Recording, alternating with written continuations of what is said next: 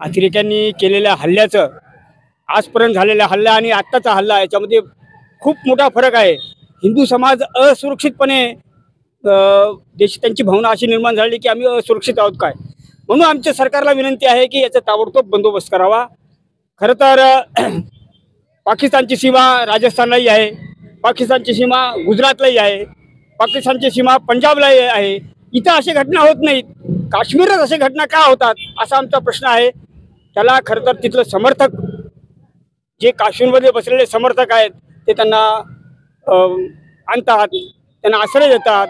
या सगळ्या गोष्टीचं निषेध करून भारत सरकारला आमची अशी विनंती आहे की ताबडतोब याच्यावर कारवाई करावी आणि याच्या खरं तर या बंदमध्ये देगलूरमधील सर्वच राजकीय पक्षांचा सहभाग आहे.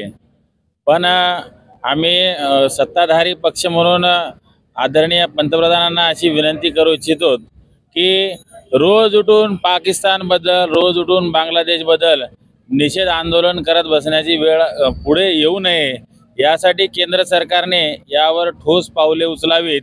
पाकिस्तानचा मुद्दा शेवटी एकदा संपूनच टाकावा अशी आमची केंद्र सरकारला विनंती आहे. जो हल्ला झालाय तो भ्याड हल्ला आहे, कारण माणुसकीला काळीमा फासणारा हल्ला आहे आणि त्यांना कुठेतरी आपल्या देशातून मदत होत आहे. हे चुकीचं आहे. सरकार याच्यावर कठोर कारवाई करून योग्य त्या पद्धतीने त्यांना न्याय दिला पाहिजे.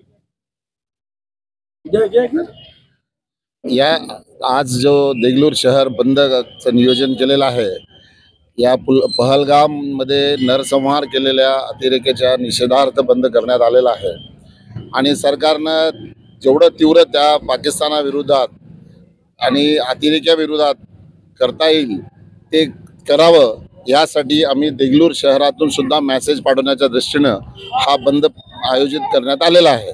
तरी सर्वांनी या बंदात सहभाग होतीलच आणि झालेलेच आहेत. सगळं मार्केट बंद आहे. तरी हा एवढंच. काश्मीरमधील पहलगाम येथे दहशतवादी यांनी भ्याड हल्ला केलेला आहे पर्यटकावर.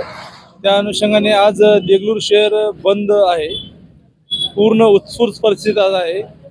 100% मार्केट बंद आहे.